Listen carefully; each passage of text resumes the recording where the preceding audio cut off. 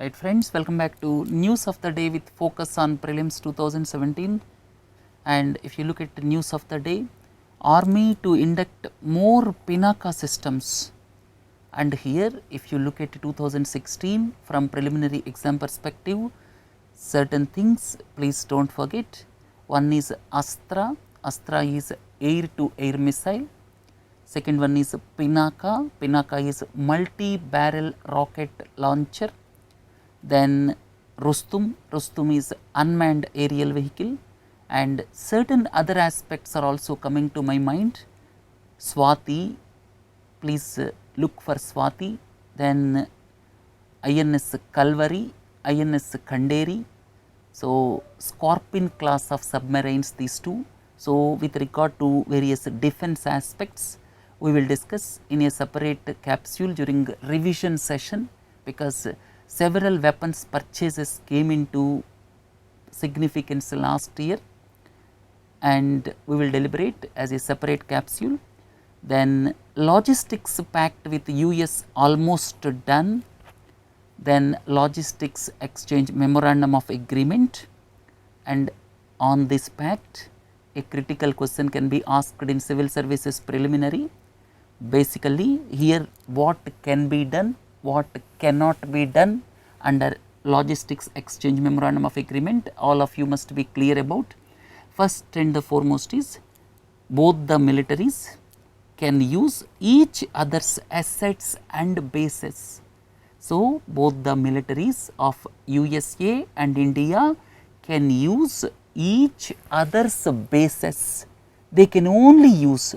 That means in case of humanitarian assistance, refueling and logistics support include supply of fuel, spare parts, repair and maintenance, training services of one country's personnel by the other country's facilities. But one important aspect is most important, there is no provision to set up any military base. Military base cannot be set up, only here each other's facilities can be used. A critical question is expected on these lines, right. Then India and European Union likely to resume talks. This is on trade agreement, bilateral trade and investment agreement. Here BTIA is held up for the past 10 years between India and European Union. Please understand, if someone is talking about BTIA, that is between India and European Union. And what India want? India want European markets must open up for services sector, because we are quite strong in services. So, India want European Union to open up for services sector. That means it must allow free movement of people to deliver services. But what is the contention of European Union?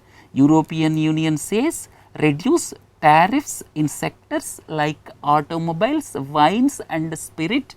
That is one aspect. And second aspect is human rights violations in India is another area of concern as stated by European Union. So, this BTIA held up for the past 10 years. Sri Lankan fishermen await a solution. We discussed almost for 10 minutes last month. In fact, when you are looking at India Sri Lanka from examination perspective, please do not forget Park Strait, Park Bay, Adams Bridge, this is Gulf of Mannar. So, these four aspects are important, and at the same time here this international maritime boundary line is there in between India and Sri Lanka, and the basic problem is Indian fishermen are crossing this line, that is the one problem. And here I have given what are the regulations and why Indian fishermen are into problems, because Indian fishermen are crossing international maritime boundary line. Second thing is this bottom trawling. In fact, that is one of the biggest problems. It is totally disturbing the ecosystem, right. Then Auctions may help private coal miners tap 100 million tons. So, before last year India passed a law by opening up coal sector for private competition, and now for the first time since 1973 the monopoly of Coal India Limited is going to go away, right. Then the next one is Karnataka, Kerala set to float global tenders for cloud seeding projects. Cloud seeding is into the news in recent times, and Karnataka and Kerala are going for global tenders for cloud seeding projects. Here there was news item recently with regard to this cloud seeding. In fact, Maharashtra government decided this Sholapur region of Maharashtra will be experimented with cloud seeding by silver iodide, and this will be coordinated by Indian Institute of Tropical Meteorology, and this is 250 crore program. This Sholapur region of Maharashtra was selected, and this cloud seeding, this is silver iodide. Please remember, this is released into the atmosphere by a propane flame, mostly with the help of a jet rocket or ground propellers. And here this silver iodide, here iodide particles raise into the clouds, cause the moisture to freeze, and the particles act as a base for water vapor to settle on, and once the water vapor crystallizes, then it falls as snow or rain. So, this is the process, and we discussed this in the current affairs. Center tracking Australia visa H1B issues very closely. One executive order was passed by America recently with regard to H1B visa. Second point is Australia is also restricting, in fact it is scrapping Australian 457 visa scheme that is most popular among Indians. Then New Zealand is also coming up with anti-immigration rules. So, countries are tightening. One is United States of America, then Australia, then New Zealand. So, in fact Indian software sector is going to face problems in the future, right. So, now anti-immigration stance is evident in several countries, because it is felt that their own people are losing the jobs because of immigration, right. So, this is Australia. Next one is gold bond scheme to open on April 24. So, this is another tranche of gold bond scheme. This gold bond scheme is coming into picture number of times. That means number of tranches are being announced, though it is old one, but from examination perspective this is important. Here the tenure is 8 years with exit option after 5 years. Here minimum is 1 gram per person, maximum is 500 grams. Now interest is 2.5%, and this is of course variable. This is payable half yearly, and these gold bonds can be traded in stock exchanges. At the same time, these can be used for collateral security also, and the main purpose of these gold bonds is to reduce gold imports. So, please do not forget, right. Then Modi to inaugurate regional air connectivity scheme on April 27, which is known as UDAN, right. So, about UDAN, certain important aspects, please do not forget. 2,500, that is capped for 500 kilometers journey. Here viability gap funding, that means for the operators of this UDAN scheme, government will give some subsidy, that is, or you can say viability gap funding. What is the meaning of viability gap funding? When some operation or construction or any economic activity is taking place, when that is running into losses, or you can say when the actual viable cost is more and realization is less, government supports that through viability gap funding, right. So, viability gap funding will be given, and center and states will share that in 80:20 ratio, please understand. and the selected airline operator has to provide a minimum of 9 and a maximum of 40 UDAN seats in the UDAN flights. Right. So, it is to have connectivity to unserved and underserved airports of the country over a period of 10 years. This is as per UDAN framework. More sugar imports may be needed to avert shortage.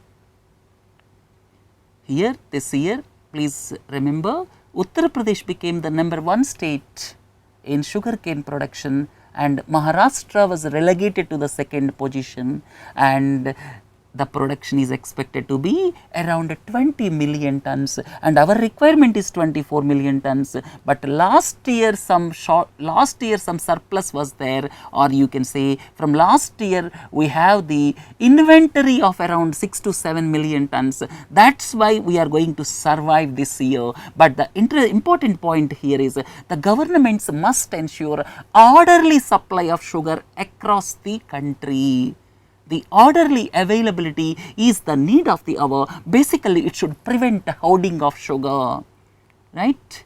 Then 10 lakh crore umbrella road project subsumes highways development plan. All of you are familiar with NHDP, National Highways Development Project, and this project is basically connecting golden quadrilaterals of 4 metropolitan cities, north-south corridor, east-west corridor. So, this golden quadrilateral, north-south, east-west, these are implemented by NHDP. Now, Bharatmala program is going to come up. The main focus of Bharatmala program is, in addition to the development of these national highways, which at present being undertaken by NHDP, Bharatmala program will look at further expansion of roads like economic corridors. Most important is economic corridors. The concept of this economic corridors, development of border and international connectivity roads, coastal and port connectivity roads and other corridors. This is the main theme of this Bharatmala project in addition to NHDP. Right. So, economic corridors will be connected from important economic areas, and some of them are proposed just like this. Some of the corridors are just like Mumbai, Kochi, Kanyakumari. At the same time, Bengaluru, Mangaluru, Hyderabad, Panaji, Sambalpur, Ranchi, like that economic corridors will be developed under this Bharatmala program. So, the scope of NHDP is being widened with the Bharatmala program. So, certain flagship programs of government, please do not forget Sagarmala, Bharatmala, like that. So, here let us wind up this news of the day. Look at the prelims discussion. The first question is, look at the following. This is Dashain festival. This is Hindus, Santara Jains, Naropa Buddhists. All three are correctly matched. So, this is the right answer. If you look at the Santara, this Dashain festival is a Hindu festival basically called in Nepal. Then Santara is fast unto death, that is the ritual practiced by the Jains. It came into the news recently, that means in the year 2015 and 16, and Supreme Court intervened. Then Naropa festival, that is the festival of this Naropa sect, or you can say this year 1000th birth anniversary we celebrated, 1000th birth anniversary. So, Naropa festival, this was celebrated in Ladakh region of Jammu and Kashmir. The monastery name also please do not forget, that is Hemis monastery in Ladakh region of Jammu and Kashmir. And Naropa, we celebrated 1000th birth anniversary of Naropa. So, a question is expected on Naropa. So, please go through various aspects pertaining to Naropa festival of Buddhists, right, because we celebrated 1000th birth anniversary this year. Then look at the following sentences in view of ratification of Paris Treaty on October 2nd. As per the INDCs, intended nationally determined contributions submitted to UNFCCC, India's emissions will reduce from now onwards in absolute terms. What is the meaning of this? In absolute terms means in actual terms. In actual terms, it will reduce. This is absolutely wrong.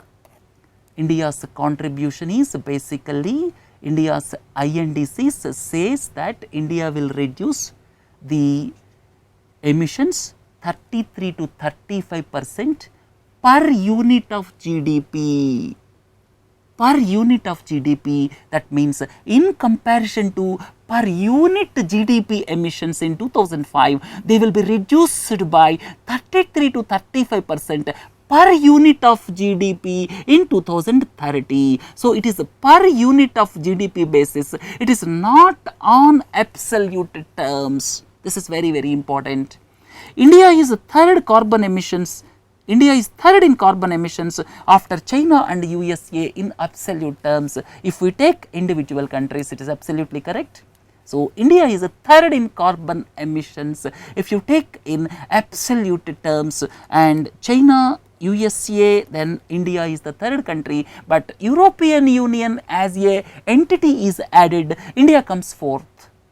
And if you take individual countries, India is the third largest carbon emitter, right. So, here 2 is correct, 1 is wrong. Sometimes you may be confused with this absolute terms, it will not reduce in absolute terms, it is basically linked with per unit of GDP. Which of the following may not lead to demand pull inflation? Demand pull inflation, what is the meaning? When more demand is created for goods, that is demand pull inflation. Cost push inflation is another type of inflation. When labor scarcity is there, at the same time when raw materials are not available, then it will push cost push inflation because of several constraints. But demand pull inflation is when more demand for goods is established. When more demand for goods is there, then it will lead to demand pull inflation. Here, paying pay commission arrears to employees. When more money is available in the hands of the employees, then it may lead to demand pull inflation. Similarly, implementation of one rank one pension scheme to armed forces, because of this also it will create demand pull inflation, because more money in the hands of the people, and ultimately it will result in more demand for goods, which is nothing but demand pull inflation. Reducing the tax rates, when tax rates are reduced, people will have more money to spend and it will create demand for goods. So, it may lead to demand pull inflation. Then increasing the repo rate, this is the right answer. When repo rate is increased by Reserve Bank of India, then interest rate will increase, then automatically the credit offtake will reduce. So, the demand for goods will reduce. So, demand pull inflation will not be there, or you can say this will not lead to demand pull inflation. So, fourth is the right option.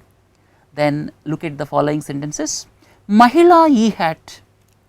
Mahela e-hat is the online marketplace to support women entrepreneurs or self-help groups. It is absolutely correct. Mahela e-hat is the online marketplace to support women entrepreneurs or SHGs. It is the startup. Please understand, this Mahela e-hat is registered as a startup company with Rashtriya Mahila Kosh. With Rashtriya Mahila Kosh, it was started as a startup company. The nodal ministry is, of course, Ministry of Women and Child Development, right. So, all are correct. Look into the next one. Recently, there is a news report that incendiary weapons were used in Syria's civil war. In this connection, read the following sentences. Incendiary weapons were used in Syria's civil war. In this connection, read the following sentences. First one is, these are the weapons which causes normally fires, or you can say fire bombs. Incendiary weapons are normally fire bombs. First one is correct. These come under chemical weapons. Absolutely wrong. These do not come under chemical weapons. The Organization for the Prohibition of Chemical Weapons monitors the prohibition. This is also wrong. So, incendiary weapons are basically fire bombs, and they are banned in civilian areas only. Altogether they are not banned, but in civilian areas they are banned, whereas these chemical weapons are altogether prohibited. Right. So, one is the correct one. Look into the next one. More than 100 Nobel laureates across the world, more than 100 Nobel laureates across the world signed a letter to Greenpeace. This is NGO signed a letter to Greenpeace in connection with the golden rice. In connection with golden rice, 100 Nobel laureates signed a letter to Greenpeace. Read the following. Golden rice is a genetically engineered crop. Absolutely correct. And 100 Nobel laureates signed to Greenpeace. Please allow golden rice. Don't oppose the golden rice. So, with the intention of allowing golden rice or asking Greenpeace not to oppose golden rice, this 100 Nobel laureates, they signed a letter to Greenpeace.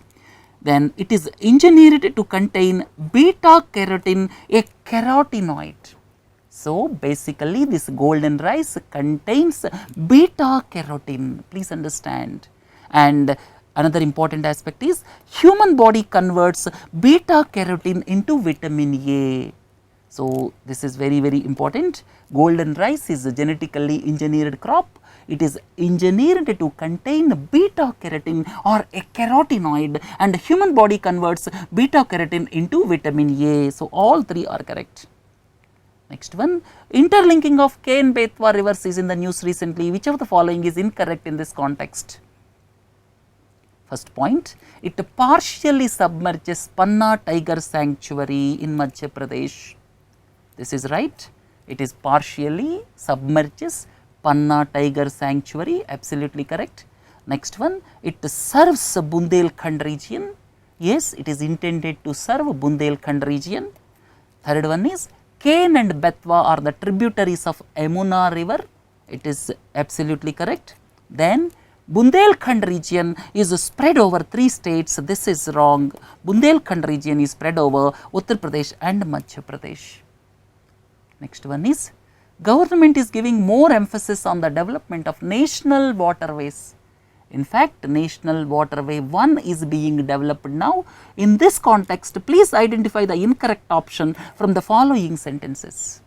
Here, National Waterway 1 is being developed with the World Bank assistance.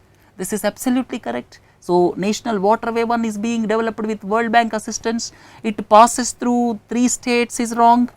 This National Waterway 1 passes through 4 states, Uttar Pradesh, Bihar, Jharkhand and West Bengal, please understand. Jharkhand is also there. National Waterways Authority of India is the nodal authority for implementation of national waterways, absolutely correct. National Waterways Authority of India is under the Ministry of Shipping, Government of India, is absolutely correct. Look at the following: National Commission for Scheduled Caste, National Commission for Scheduled Tribes, National Commission for Backward Classes, National Commission for Women. Which of the above are constitutional bodies? 1 and 2 are constitutional bodies, remaining 2 are statutory bodies. Now, this National Commission for Backward Classes is going to get constitutional status. Please understand, 1 and 2 are constitutional bodies, 3 and 4 are statutory bodies. 3 is going to get constitutional status in the near future, right. Then the last one, there are news reports about Marrakesh Treaty. Look at the following sentences. Marrakesh Treaty is designed to help deliver specially adapted texts to those affected by a range of disabilities that interfere with effective reading of printed matter. For those people who are not able to read the printed matter, then these are various methodologies being adopted to give help to them. So, this Marrakesh Treaty, then WIPO, World Intellectual Property Organization, that is the organization which administers the Marrakesh Treaty. Then third point is India is the first country to ratify Marrakesh Treaty. All three are correct here. So, Marrakesh Treaty came into existence on 30 September 2016, and here India is the first country to ratify Marrakesh Treaty. Right, with this we are coming to the end of this program. Please do join for editorial discussion, and here from May 1st onwards we will discuss 20 questions as I have already informed you, and have a nice day. Please do join for editorial discussion. Thank you.